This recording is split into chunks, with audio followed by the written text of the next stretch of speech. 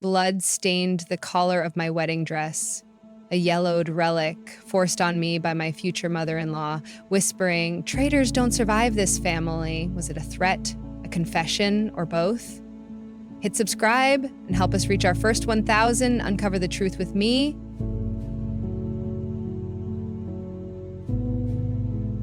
The boutique smelled of lavender and expensive silk, a little haven tucked away on Chicago's Magnificent Mile. I stepped inside, my heart racing with that giddy mix of nerves and excitement every bride-to-be knows too well. Today was the day. My final fitting for the wedding dress I'd spent months designing with a seamstress. It was modern, sleek, with a plunging neckline and a train that flowed like water.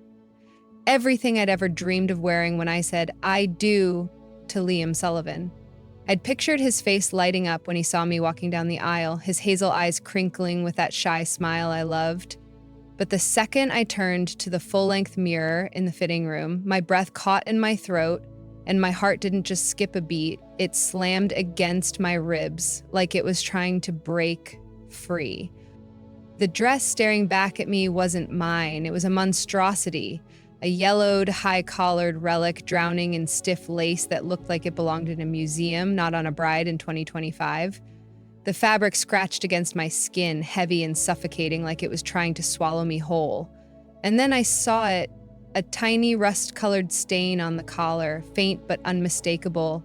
Blood. My stomach twisted as I ran my fingers over it, the dry, flaky texture sending a shiver down my spine. Before I could even process what I was seeing, a voice sliced through the silence behind me, sharp and cold as a blade. "Isn't it magnificent, Margaret Sullivan?" Peggy, my future mother-in-law, stood there, her silver hair pulled into a tight chignon. Her lips curled into a smile that didn't reach her icy blue eyes. She clasped her hands together like she'd just unveiled a masterpiece. 5 generations of Sullivan brides have worn this gown. Liam will be so proud to see you honoring our family's tradition. Her words dripped with pride, but there was something else in her tone. Something that made the hairs on the back of my neck stand up. She stepped closer, her designer heels clicking on the hardwood floor, and lowered her voice. "That blood? It's a reminder. The Sullivans don't forgive traitors, Emma. Loyalty is everything." I swallowed hard, my throat tightening as her words sank in. This wasn't just a dress. It was a warning, a declaration of control wrapped in lace and history. My mind raced back to all the little moments I'd brushed off. Peggy's insistence on choosing the venue, her suggestions for the guest list, the way she'd look at Liam like he was still a boy who needed her to tie his shoes. But this was different. This was personal. I turned back to the mirror, meeting the boutique owner's eyes in the reflection. She fidgeted with a pin, avoiding my gaze, her hands trembling just enough to tell me she knew something I didn't. "Where's my dress?" I asked, my voice steadier than I felt, even as my stomach churned with unease. Peggy waved a dismissive hand, her diamond rings glinting under the boutique's soft lighting. "Oh, that modern little thing? There was a small accident at the shop. A fire. Such a shame." Her lips twitched like she was holding back a laugh. "This one suits a Sullivan wedding so much better. That cocktail party slip you picked wouldn't do for St. Patrick's Cathedral." A fire? My dress, my dream, was gone just like that? I clenched my fists under the layers of scratchy lace, my nails digging into my palms. The boutique owner coughed, suddenly very interested in adjusting the hem of this ancient gown, but I caught the flicker of guilt in her eyes. She wasn't surprised. She was complicit. I forced myself to breathe, to keep my hands from shaking as I reached for my phone, ready to call Liam and tell him what his mother had done. But before I could unlock the screen, Peggy's manicured hand shot out, her grip on my wrist tight enough to bruise. Her nails dug into my skin, a sharp sting that made me wince. "Don't bother Liam at work with something so trivial, dear," she said, her voice syrupy sweet but laced with steel. "He trusts my judgment on these matters, always has." Her eyes glinted with something dark. Triumph, maybe, or a warning of her own. I stared at her, this woman who'd smiled at me over Sunday dinners and hugged me like I was already family, and saw her for the first time. She wasn't just meddling, she was staking a claim. On Liam, on our wedding, on me. I unclenched my jaw, forcing a smile as tight as the dress around my chest. "You're right, Peggy," I said smoothly, my voice calm despite the storm raging inside me.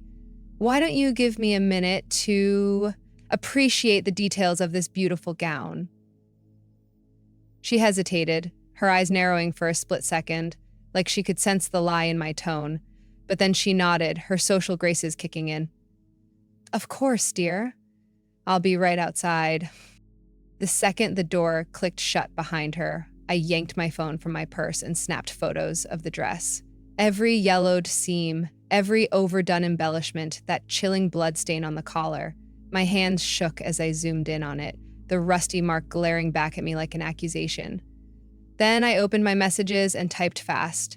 "Rachel, you won't believe what she's done. Meet me at Brew and Bean and 30 bring coffee. Strong." My best friend's reply pinged back almost instantly. "On my way. Spill everything." I took one last look in the mirror, the stranger in the suffocating gown staring back at me. This wasn't about tradition. This was about power. And as I slipped my phone back into my purse, I felt a spark ignite inside me, a flicker of defiance I hadn't known I had. Peggy might think she could dress me up in her rules, her history, her threats, but she was about to find out that her future daughter-in-law wasn't the pushover she'd pegged me for. I straightened my shoulders, the lace itching against my skin, and whispered to my reflection, "Game on." That night, pacing my tiny apartment, I couldn't shake the image of that bloodstain. Whose was it? What had Peggy done to earn that smug, untouchable look in her eyes? I pulled up the photos again, zooming in until the pixels blurred, and then I saw it. Tucked into the inner pocket of the bodice, barely visible under the flash, a crumpled receipt, singed at the edges. I fished it out with trembling fingers, smoothing it flat on my coffee table. It was a gas station receipt dated that morning, with Peggy's name scrawled in her sharp, elegant cursive. My dress hadn't just burned, she'd made sure of it. The air at Brew and Bean was thick with the bitter scent of espresso, a stark contrast to the lavender haze of the boutique. I sat in a corner booth, my hands wrapped around a steaming mug Rachel had shoved in front of me, her hazel eyes wide with concern. "Okay, Emma, start talking," she said, leaning forward, her voice low but urgent. "What's with the SOS text and the creepy dress pics?" I slid my phone across the table, the photos of Peggy's relic glowing on the screen. The blood stain, the singed gas station receipt. All of it. Rachel's jaw dropped as she scrolled, her fingers pausing on the receipt. "Holy crap, she burned your dress? Like on purpose?" "That's what I'm trying to figure out," I said, my voice trembling despite the coffee warming my hands. "She said it was an accident, but that receipt, it's got her name on it, dated this morning, and the way she grabbed me, like she owned me, it wasn't just about the dress, Rach, it's like she's sending a message." Rachel frowned, zooming in on the blood stain. "And this? What's the deal with the blood? You don't think she's, dangerous, do you?" I didn't answer right away. The question hung between us, heavy and unanswered, because deep down, I wasn't sure what I thought anymore. That night, I drove to Liam's condo, the receipt and photos burning a hole in my purse. He needed to know what his mother had done, needed to see it for himself. When he opened the door, tie loosened and sleeves rolled up, he looked like the Liam I'd fallen for. Soft, steady, a little tired from his day at the law firm. "Hey, babe," he said, pulling me into a hug. "You okay? You look rattled." I pulled back, holding up the receipt. "Liam, we need to talk about your mom." His brow furrowed as I launched into it. The dress, the fire, the blood stain, her grip on my wrist. I showed him the photos, my hands shaking as I swiped through them. "She burned my dress, Liam. She planned it."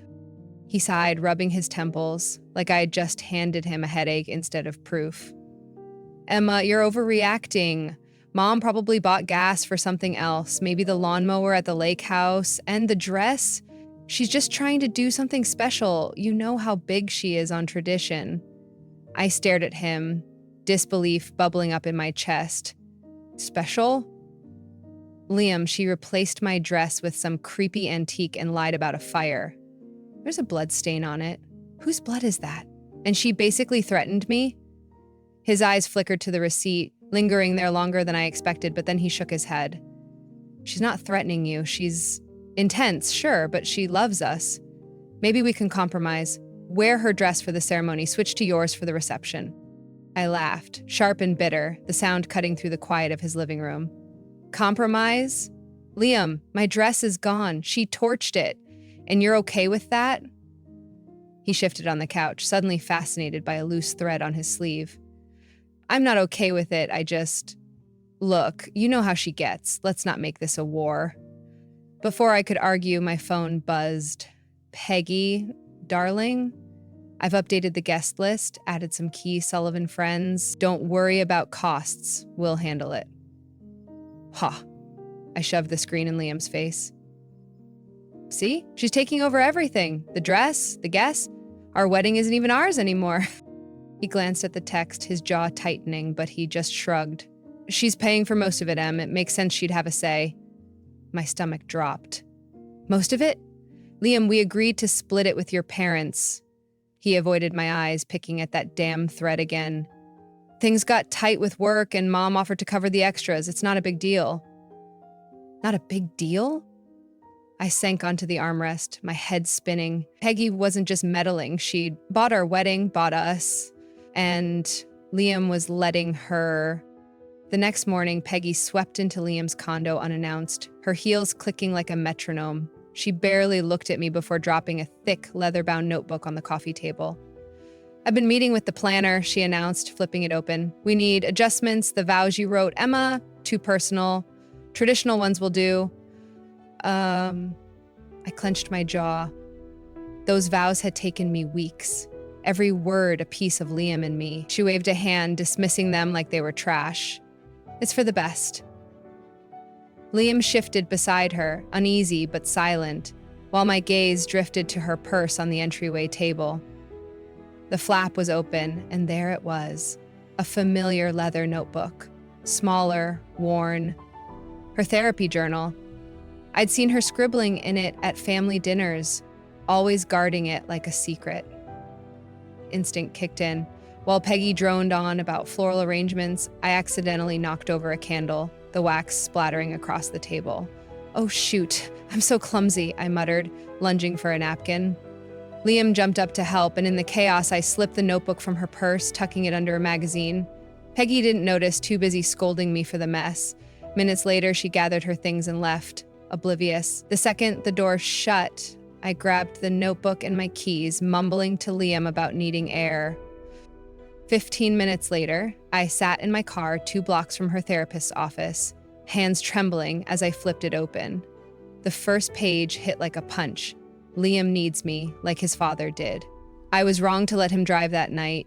His accident kept him mine forever. My breath hitched. Liam's dad died in a crash 10 years ago. Peggy caused it? I kept reading, my heart pounding. Sophie's art was getting too big. A few calls to her buyers fixed that. She'll never leave me now. Then my name, Emma's, filling Liam's head with dangerous ideas. Independence, boundaries. A little accident could fix her too. The air turned thick, my pulse racing. I flashed back to last week. My car's brakes failing on the freeway. Liam brushing it off as a fluke. Was it? I called Sophie, my voice shaking. Hey, it's Emma.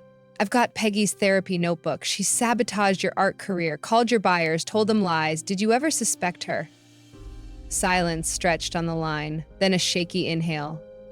I thought I just wasn't good enough. My last show, nobody came.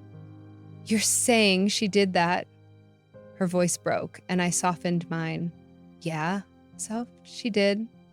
And I think she's coming for me next. The streetlights flickered outside my car, casting shadows across the worn leather of Peggy's therapy notebook still open on my lap. My hands trembled as I reread her words. A little accident could fix her too. The memory of my brakes failing last week replayed in my mind, tires squealing, the steering wheel jerking uselessly as I swerved to avoid a truck. Liam had hugged me after, whispering, It's just bad luck, Em. But now, with Peggy's chilling confession staring me in the face, it didn't feel like luck. It felt like a plan. I needed Liam to see this, to believe me. If he didn't, I wasn't sure what I'd do next. I drove back to Brew and Bean, texting Liam to meet me there. Rachel was still waiting when I slid into the booth, her coffee cold now. "You look like you've seen a ghost," she said, eyeing the notebook.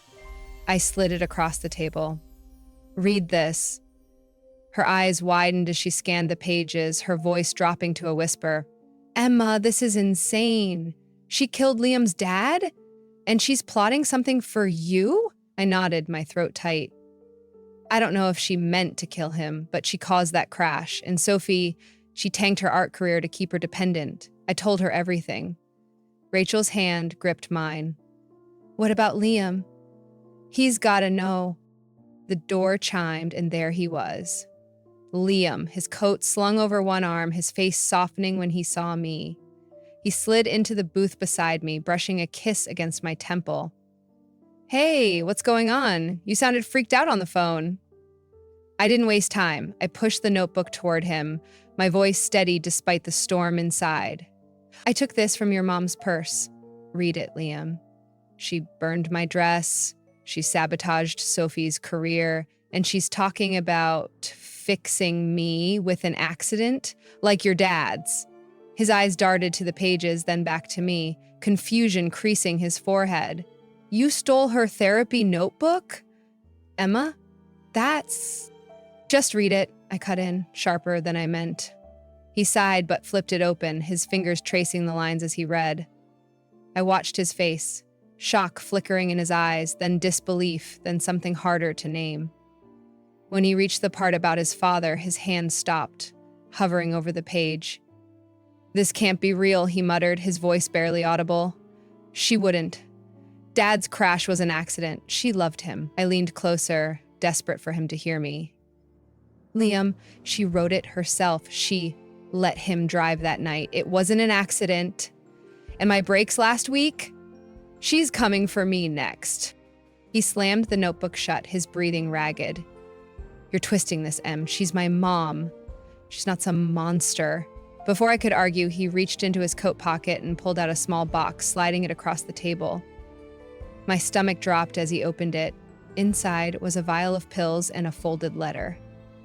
"What the hell is this?" I asked, my voice rising. He wouldn't meet my eyes. "Mom called me after you left.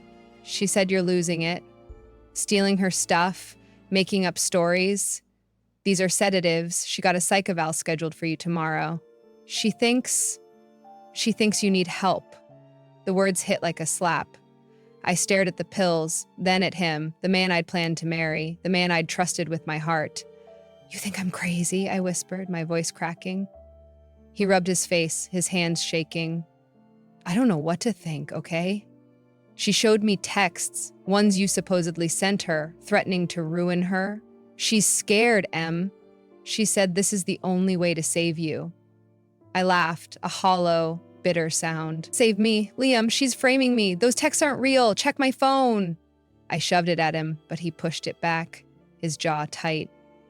"She's my mom. She wouldn't lie to me." I stood, the booth creaking under me, my hands clenched into fists. "She's not just lying, Liam. She's controlling you. She's been controlling you your whole life, and now she's using you to control me. Look at this." I grabbed the notebook, flipping to the page about Sophie. "She ruined your sister's dreams to keep her close. She caused your dad's crash to keep him. And you're letting her do this to us?" His eyes flashed with anger, but there was something else there. Guilt, maybe, or doubt. "You had no right to take her private thoughts," he said, his voice low and hard. "She says you're not ready to be a Sullivan, and maybe she's right." The words cut deeper than I expected, a knife twisting in my chest. I looked at him, searching for the Liam who'd promised me forever, but all I saw was a man trapped in his mother's shadow. "No, Liam," I said, my voice steady now, cold. "I'm not ready to be her puppet." I grabbed my purse and the notebook, storming out of the cafe. He called after me, "Emma, wait!" But I didn't stop. The door slammed behind me, the night air biting at my face as tears stung my eyes. Rachel caught up with me outside, her arm sliding around my shoulders. "You okay?" she asked, her voice soft. I shook my head, wiping my face. "He's choosing her, Rach. After everything." She pulled me into a hug, fierce and warm. "You're not alone, Em. We'll figure this out." I nodded against her shoulder, but my phone buzzed in my pocket, shattering the moment. An unknown number. I opened the text, my blood running cold. "Give it back, Emma," or "Next time, it won't just be your breaks." I showed Rachel, her face paling as she read it. "She's not stopping," I whispered. "She's coming for me." Back at my apartment, I locked the door, double-checking the deadbolt. The notebook sat on my kitchen counter, a ticking bomb I couldn't ignore. Liam's betrayal stung worse than Peggy's threats. Worse than anything. He'd stood there, holding those pills, ready to lock me away because his mother said so. I sank onto the couch, my engagement ring glinting on my finger. I yanked it off, tossing it onto the coffee table. It landed with a dull clink, a symbol of a future I wasn't sure I wanted anymore. But as I stared at the notebook, a new resolve hardened inside me. Peggy thought she could break me. Liam thought I'd fold. They were wrong. The world came back in fragments.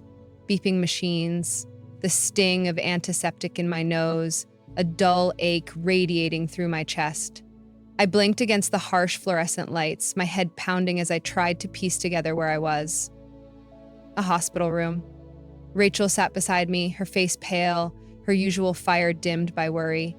"Emma." "Oh, thank God," she said, grabbing my hand. Her voice trembled. "You've been out for hours. Your car... Someone cut the brake lines. You crashed into a guardrail on Lakeshore Drive.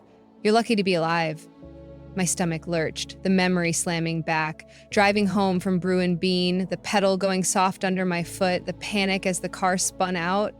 "Cut the brakes?" I croaked, my throat raw. Rachel nodded, her eyes darting to the door like she expected someone to burst in. Cops said it could have been wear and tear, but Em, after that text? No way this was an accident. I fumbled for my purse on the bedside table, my hands clumsy and weak. Inside, crumpled next to my cracked phone, was a scrap of paper I didn't remember seeing before. I unfolded it, my breath catching. Peggy's sharp cursive stared back at me. "Next time, no guardrail will save you." I showed Rachel, her jaw tightening as she read it. "That psycho," she hissed. "She's trying to kill you." Tears burned my eyes, but they weren't from fear. They were from rage, from the sheer exhaustion of fighting a war I hadn't signed up for. I clutched Rachel's hand, my voice shaking but firm. "I have to stop her, Rach. I have to live through this to tell everyone what she's done." She squeezed back, her grip fierce. "You will. We'll make sure of it." The hospital discharged me the next day, my ribs bruised but nothing broken. A miracle, the doctor said. Rachel drove me to her place, a cozy loft in Wicker Park, refusing to let me out of her sight. I sank onto her couch, the notebook still in my bag, its weight a constant reminder of Peggy's hold over us all. My phone buzzed. "Sophie," I answered, bracing myself. "Emma, it's me," she said, her voice low, urgent. "I've got something you need to see. Can you meet me?" I glanced at Rachel, who nodded. "Yeah." "Where?" Sophie hesitated. "My studio, alone. It's about Mom." An hour later, I slipped into Sophie's art studio, a cluttered space filled with half-finished canvases and the sharp smell of turpentine. She locked the door behind me, her hands trembling as she pulled a manila envelope from a drawer. "I couldn't sleep after you called," she said, her brown eyes, red-rimmed. "I dug through some old security footage from the gallery. Look at this." She handed me a stack of grainy photos. Peggy, unmistakable in her tailored coat, pouring liquid from a gas can into the wheel well of my car, time-stamped 2 nights ago. My knees buckled. "She didn't just cut the brakes," I whispered. "She tried to make it look like a fire." Sophie nodded, her voice breaking. "There's more." I called one of my old buyers. He admitted Mom told him I was a drug addict. unreliable. That's why my last show flopped. She's been sabotaging me for years. She sank onto a stool, hugging herself. I thought I was a failure, but it was her. I reached for her hand, the same anger burning in both of us. We can stop her, Soph. I'm writing a book. Everything she's done, to you, to Liam's dad, to me. Will you help me? Her eyes met mine, a spark igniting. Yeah, let's bury her. But Peggy wasn't done. The next morning, I woke to an email from my bank. My accounts were frozen, flagged for suspected fraud after a complaint from Margaret Sullivan. She claimed I'd stolen money from her, a lie, but it left me with nothing. Then my phone rang, my literary agent sounding rattled.